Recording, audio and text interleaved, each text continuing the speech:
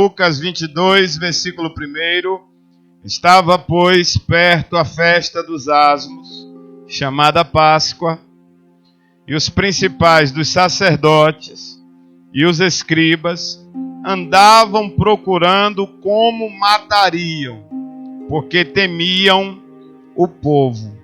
Amém, gente? Vamos orar.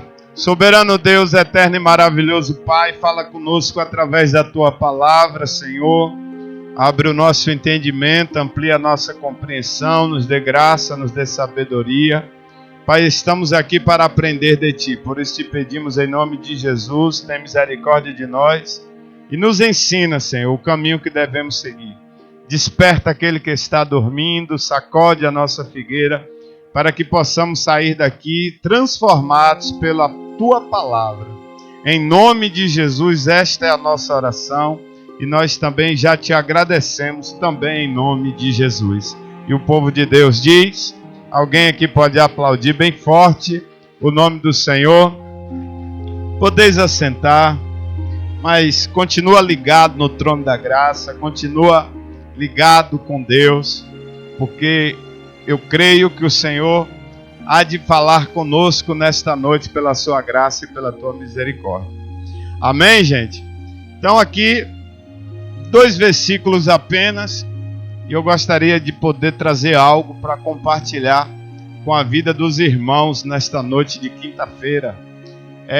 A Bíblia traz uma revelação aqui, que estava próximo o dia da festa dos pães asmos, também chamada de Páscoa. Entenda uma coisa, tá? Para início de conversa, a Páscoa que a Bíblia se refere aqui, mas não tem nada a ver com a Páscoa que a gente está habituada, com a Páscoa que a gente foi ensinado. Aqueles aqui que são mais novos um pouco, certamente quando semana de Páscoa, chegou em casa com a orelhinha feita de cartolina. Tu chegou, não chegou não? Eu sabia. Com aquela orelha. Léo já chegou também, Léo? Então os mais novos aqui já tiveram essa experiência, né? Semana de Páscoa, aí os meninos chegam com as orelhinhas de Páscoa e os bigodinhos pintados, né? Então esqueça isso. Isso aí foi algo que a Igreja Católica introduziu, porque não tem nada a ver com a Páscoa bíblica, tá? Aqui não existia nem o cristianismo ainda, não existia, porque aqui era esse caso que aconteceu aqui, que a gente leu, estava se referindo ainda antes da morte e ressurreição de Cristo.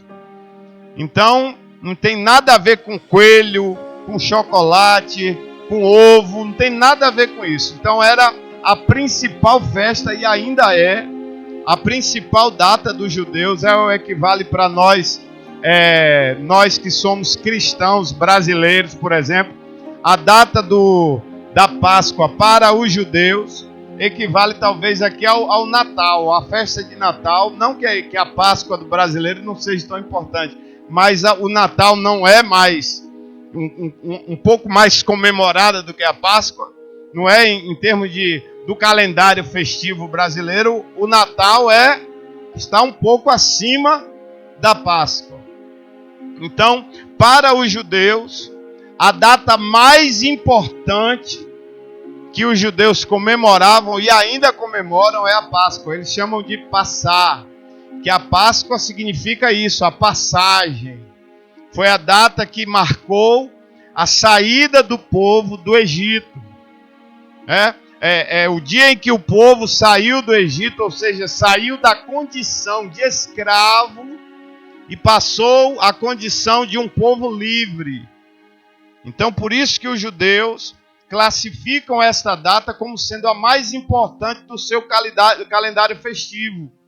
Até porque se não tivesse acontecido essa ocasião, eles nem seriam um povo. Eles continuariam escravos.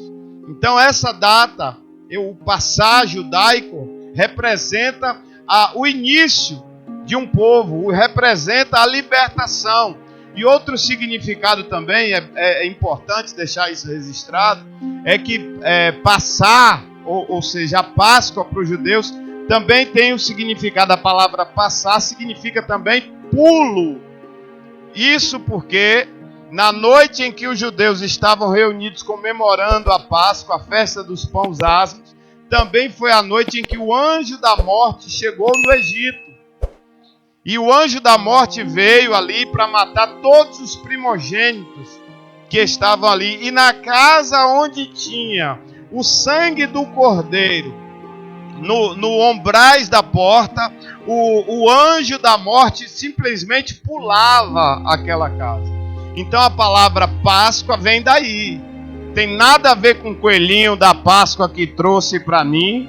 Não tem nada a ver com isso. Isso aí foi uma introdução do paganismo na religião. Porque os símbolos que a Igreja Católica introduziram está muito mais ligado à sexualidade, à sensualidade, do que a Bíblia.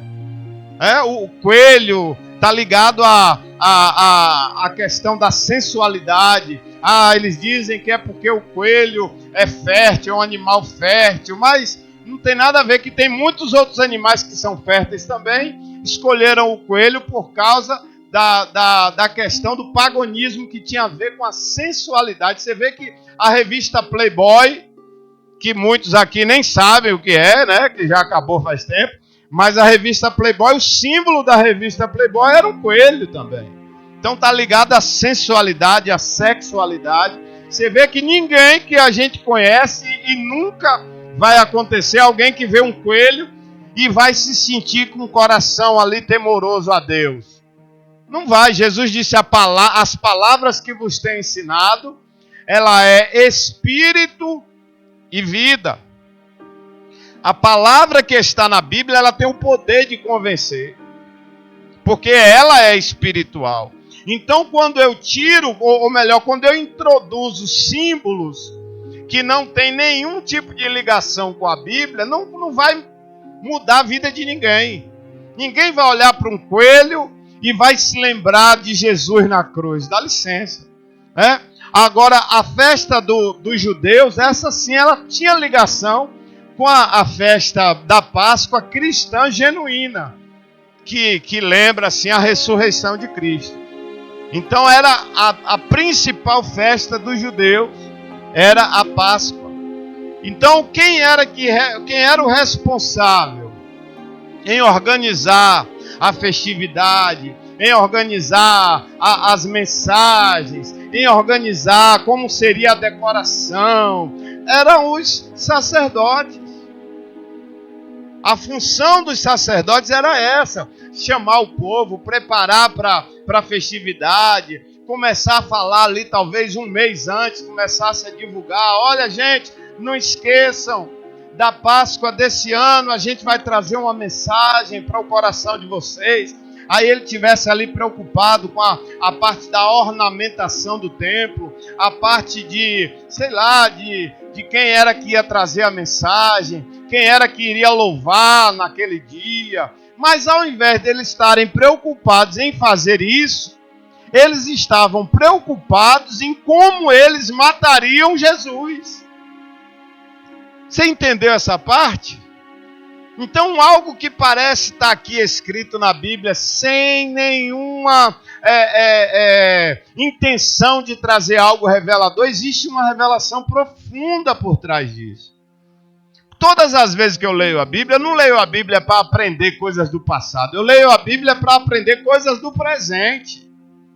O que é que vai me ajudar a aprender sobre as coisas do passado? Não, a Bíblia diz que passará o céu, passará a terra, mas a palavra de Deus, ela não passará. Então aqui a gente tem a oportunidade de aprender para usar no nosso dia a dia. Observe vocês, irmãos, os sacerdotes, que eram os responsáveis em organizar a festa, a data mais importante do calendário judaico, que deveriam estar completamente envolvidos naquela obra, que deveriam estar ali, dedicados a fazer a obra de Deus, eles estavam completamente fora da dimensão espiritual, porque estavam planejando como é que eles iriam conseguir matar Jesus.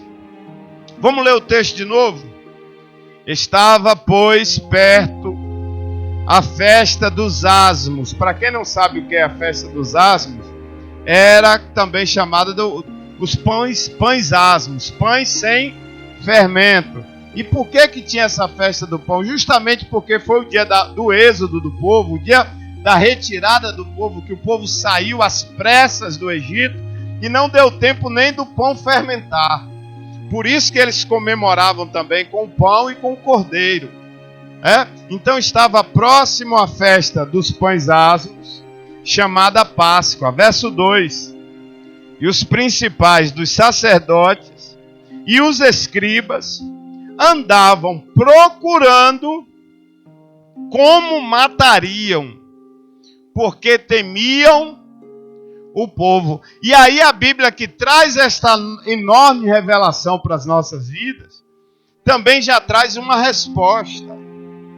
Por que é que os sacerdotes estavam ali desvirtuando o seu ofício, saindo do propósito que eles deveriam ter de estar organizando as festas, organizando as coisas para a obra de Deus? Porque eles temiam o povo. O grande erro começa daí. Eles estavam temendo o povo, porque se eles temessem a Deus, eles não estavam procurando matar o seu semelhante. Quem está entendendo, diga amém. A gente tem que aprender logo a partir daí. Tem gente que tem um medo do pastor ver fazer as coisas. Você não tinha que ter medo de mim, não. Você tem que ter medo de Deus. Eu morro de medo de alguém me ver onde eu estou. Ei, não se preocupe se o irmão passar e te ver, você não. Se preocupe é com Deus. Quem está entendendo, diga amém. Os sacerdotes temiam o povo. E o que é que eles estavam fazendo? Procurando matar Jesus, o Filho de Deus. Se eles temessem a Deus, eles estavam procurando isso, gente? Estava? Não. A Bíblia diz que o temor do Senhor é o princípio da sabedoria. Então, se eles, ao invés de estar temendo o povo, se eles estivessem temendo a Deus como deveria, eles não iam estar procurando fazer o mal. Todo mundo entendeu essa parte? Ainda bem, porque essa parte é a mais fácil, tá? Agora a gente vai passar de nível. Agora a gente vai para a parte mais difícil. Chegou a hora da onça beber água, tá, irmão? Sabe por quê? Porque a Bíblia está falando aqui de quem? Dos sacerdotes. Diga comigo, a Bíblia está... Quem veio para o culto hoje? A Bíblia está falando de quem aqui? E quem é os sacerdotes? Pega teu dedão de profeta aí. Aponta para a pessoa que está do teu lado. Agora vira para tu mesmo. Nós somos os sacerdotes. Não, pastor, eu não sou sacerdote não. Para mim sacerdote é só o pastor. Você está enganado. 1 Pedro. Vamos dar legalidade ao que eu acabei de falar. Vou provar para você na Bíblia que o sacerdote sou eu e é você. 1 Pedro capítulo 2.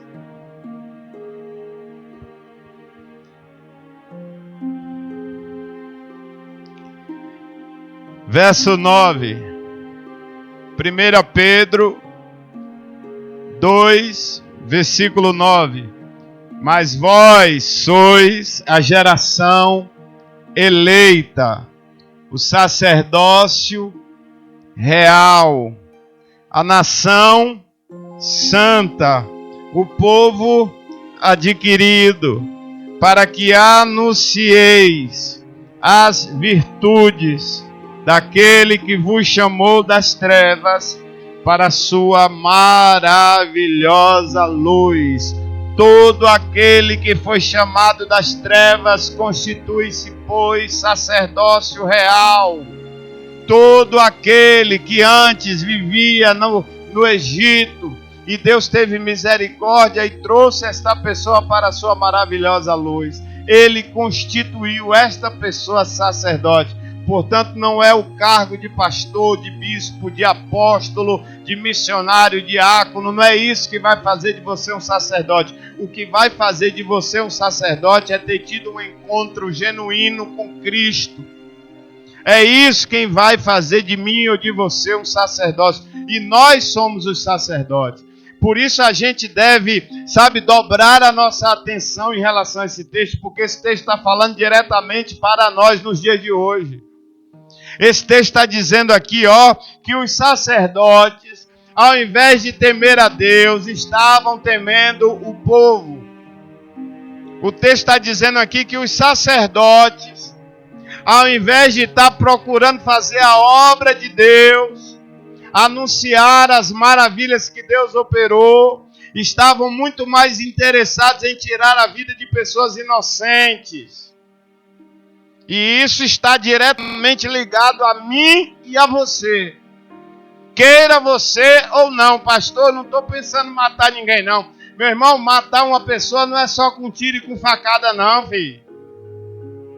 Quantas pessoas não são mortas através de palavras? Quantas pessoas não são mortas através de um tratamento que a gente dá? É ou não é? Tem gente que às vezes está ali, já está meio fraquinho da perna. A pessoa, ao invés de trazer uma palavra para dar vida, a Bíblia diz, não saia da vossa boca nenhuma palavra torpe, apenas aquela que seja boa para produzir edificação. E ao invés de trazer uma palavra que dê vida, a gente usa essa ferramenta poderosa, porque a palavra é uma ferramenta poderosa. A palavra é uma ferramenta considerada como uma chave. A palavra abre e a palavra tranca. Quem está entendendo, diga amém. Então nós somos sacerdotes, conhecedores da graça, da misericórdia de Deus, porque se não fosse assim, você nem estaria aqui.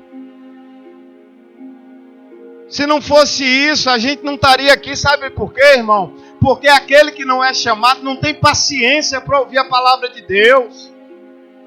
Aquele que não é chamado por Deus, quando chega na igreja ali, que senta um pouquinho na igreja, 10, 15, 20 minutos, a pessoa fica totalmente incomodada, ele quer saber que hora o culto termina para ele ir embora. Mas quando essa pessoa ela é chamada por Deus, a alegria dessa pessoa está na casa do Senhor, louvando, ouvindo a sua palavra, aprendendo do Senhor. Pastor, e como é que o senhor sabe tudo isso? Porque eu já fui também desse tipo de pessoa. Já fui esse tipo de pessoa que ia para a igreja, mas não tinha sido chamado por Deus ainda. E a hora não passava de jeito nenhum, irmão. A hora não passava dentro da igreja, o culto começava às 7h30. Cantava 3 louvor, dava 4 oportunidades para a pessoa. Eu ia perguntar a hora para alguém, dizer que hora é essa aí, a pessoa 7h35. Como é que pode? Eu agoniado. Aí passava mais um monte de oportunidade. Grupo vinha, dançava. E depois vinha o grupo das crianças. Vinha o grupo das velhas. Aí chamava outra pessoa para orar. Vinha outra pessoa para orar. Aí eu perguntava, que hora é essa aí? 7h38. Não, a hora parou. O tempo parou. Não é possível. Foi isso que aconteceu. Eu ia para a igreja e não via a hora. Quantas vezes eu ia embora? No meio do culto que eu digo, não vai terminar não. Eu saía. Aí teve o dia que Deus teve misericórdia de mim. Você pode dar um glória a Deus. E aí nesse dia Ele transformou a minha vida. Aí agora eu sou como o salmista Davi quando diz assim, alegrei-me quando me disseram, vamos à casa do Senhor. Que agora é diferente, agora é o contrário. Agora a gente chega, canta 2 louvor, dá meia horinha da palavra ali, acabou, já passou 2 horas, 2h30, tá na hora de ir embora. Eu digo, já! É diferente, mudou, o negócio agora mudou. Sabe? Agora eu sou sacerdote, irmão. E eu sou sacerdote não é porque eu tenho um cargo de pastor, não. Eu sou sacerdote porque eu fui chamado das trevas para a luz. Todo aquele que é chamado das trevas para a luz é sacerdote. Sacerdócio santo, povo adquirido, nação separada. Amém, irmãos? Então a gente tem que aprender com aqueles sacerdotes lá, que ao invés de estar ali, envolvidos na obra de Deus, ao invés de estarem preparando a festividade da Páscoa, o dia mais importante da comemoração deles, ao invés de estar preparando uma grande festa para o Senhor, eles estavam ali planejando na sua mente como é que eles iriam fazer o mal. Cuidado, irmão, a melhor oportunidade que a gente tem para evitar sofrimento é aprender com o erro dos outros. E a Bíblia é para nós a grande oportunidade que a gente tem de aprender com o erro dos outros. Porque se você aprender com a Bíblia, escute o que eu vou te dizer, você vai evitar muito sofrimento para a sua vida. Você vai evitar problemas, você vai evitar decepções, você vai evitar desilusões. Não quero dizer com isso que você não vai ter problema na sua vida, porque Jesus disse: no mundo tereis aflições. As tribulações fazem parte da nossa permanência aqui na terra. Fazem e sempre vão fazer. Mas ele também disse: tende bom ânimo. Então a gente tem que estar aqui aprendendo com eles. Eles eram sacerdotes iguaizinhos a nós, irmãos, que deveriam estar ali envolvidos na obra do Senhor, pensando em ganhar almas para Jesus, pensando em evangelizar, pensando em como fazer do culto uma coisa, sabe, onde a presença de Deus estivesse marcante na vida das pessoas. Mas ao invés de estarem todos envolvidos nesse propósito, nesse pensamento, com essa função no coração, eles estavam planejando o mal. E a gente tem que aprender com isso. Porque é muito fácil para o ser humano tropeçar nessas coisas, irmão. É muito fácil. A Bíblia diz que Jesus não confiava nos discípulos porque eles sabiam que tinha dentro dos discípulos. Eu preguei recentemente sobre isso aqui, João capítulo 2, verso 24. Jesus não confiava nos seus discípulos porque ele bem sabia o que tinha dentro do homem. E ele sabe que dentro de nós não tem nada de bom a não ser ele. Amém, irmão? O que tem de bom em mim e você é o próprio Jesus. E se tirar isso da nossa vida, não sobra mais nada. Não sobra nada. Então a gente precisa, sabe, aprender com isso. Porque é muito fácil para mim e para você vir para um culto abençoado como esse, e ao invés de estar adorando o Senhor, ao invés de estar ali aprendendo a palavra do Senhor, a gente está aqui pensando: quando chegar em casa eu vou pegar fulano, eu vou dizer umas coisas para ele. Quando eu chegar na rua amanhã, quando a pessoa vier falar comigo, aquela miserável está me devendo, quando eu encontrar com ela. Aí a pessoa está no culto, em vez de estar com a cabeça ligada nas coisas de Deus, está pensando: quando eu chegar no trabalho amanhã, o patrão olhar para mim de cara feia, eu vou mandar ele bater minhas contas. Quando eu fazer, a pessoa está aqui, em vez de estar ligada nas coisas que estão acontecendo aqui, está com a cabeça pensando em fazer o mal para alguém. Não, pastor, eu não sou assim não. Meu irmão, se tu não é assim, eu vou te dar um sorrisal de presente. Mas a maioria da gente é. E o pior é que a gente faz isso tão natural que a gente nem se dá conta.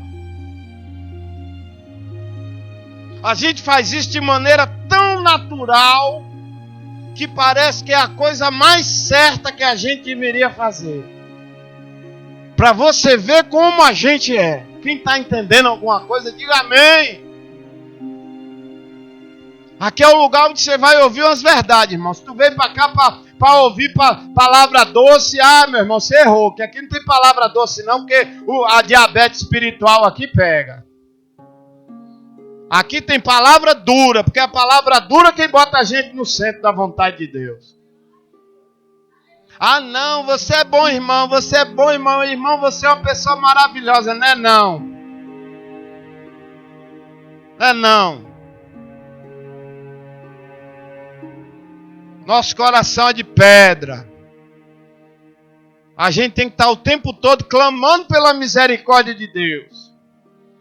O tempo todo ali pedindo perdão a Deus pelos pensamentos, pelas palavras. Porque se a gente não vigiar, irmão, misericórdia. Se a gente não vigiar, às vezes a pessoa está aqui, ó, aí já pensando naquela vizinha lá, com aquele cachorro que fica lá fazendo cocô no meu passeio. Aí a pessoa está aqui, em vez de adorar, irmão, bota a mão no teu coração, vamos falar com Deus. E a pessoa, quando eu chegar lá, aquela miserável me paga. A gente é muito fácil, irmão, cair nessas coisas. E o diabo sabe disso. Satanás sabe que a gente é fácil de ser enganado. E ele está o tempo todo colocando ciladas na nossa vida. Por isso que vem uma palavra dessa, irmão, para chamar a gente para a realidade de quem nós somos. Próximo à festa dos pães asmos. Próximo à festa da Páscoa. E os sacerdotes estavam fazendo o quê? Articulando o mal, pensando na maldade. Irmãos, se a gente não acordar para essas coisas, a Bíblia diz que o diabo ele é tão sujo que, se possível fosse, ele enganaria até os escolhidos. É muito fácil para a gente ser enganado pelo inimigo. A gente tem que estar o tempo todo, como disse a palavra, orando e vigiando. Orando e vigiando. A nossa mente, ó, isso aqui, ó, é uma terra fértil para o inimigo lançar o joio. É uma terra fértil para o inimigo plantar a sementinha do mal. Porque toda maldade ela começa com um pensamento. Toda maldade ela começa com um pensamento. Abre os teus olhos espirituais agora. Vamos imaginar a seguinte cena. Os principais dos sacerdotes, os escribas. O que é escriba, pastor? Estudiosos da palavra de Deus. Pessoas que tinham conhecimento da palavra de Deus. Sabe? Se em algum momento ali da articulação entre eles, e que estavam planejando como matariam a Jesus, se algum deles tivesse despertado desse engano do inimigo, tivesse se dado conta, ei, já parou para pensar o que é que a gente está fazendo? O quê? Nós somos sacerdotes. Nós somos povo santo, nação escolhida, geração eleita. Nós conhecemos a palavra de Deus. Como é que a gente pode estar aqui pensando, matutando como a gente vai fazer o mal para alguém? Se em algum momento eles tivessem despertado, se em algum momento eles tivessem ouvido uma palavra como essa, irmãos, e eles tivessem atentado para o engano em que eles estavam prestes a cometer, você já imaginou quanto sofrimento eles não teriam evitado? Por quê, pastor? Onde é que estão esses homens agora?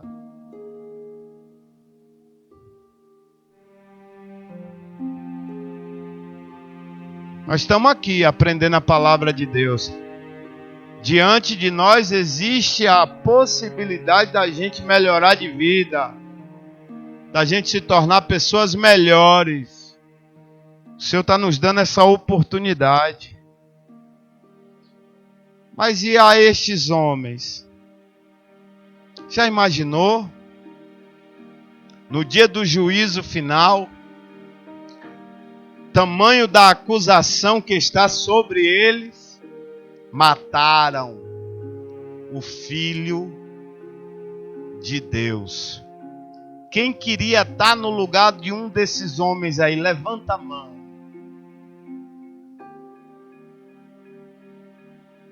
Terrível coisa é cair nas mãos do Deus vivo. Ninguém ia querer estar num lugar de homens como esse. Olha, irmãos, o tamanho da loucura que eles cometeram.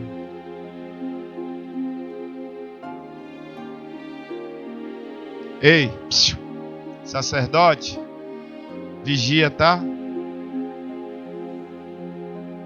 Abre bem os teus olhos. Cuidado. Cuidado. Essa palavra não é só para vocês, não. Eu estou pregando para vocês, estou pregando para mim também. Cuidado. Que o diabo ele veio para matar, para roubar, para destruir, para enganar. Se possível fosse, enganaria até os escolhidos. Então vamos ficar ligados para o diabo não enganar a gente. Quem entendeu alguma coisa, diga amém. Vamos orar, irmãos? Fica de pé em nome de Jesus.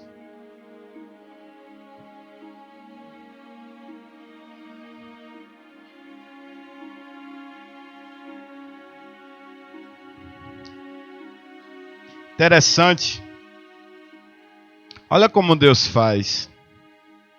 Eu já ia fechar minha Bíblia.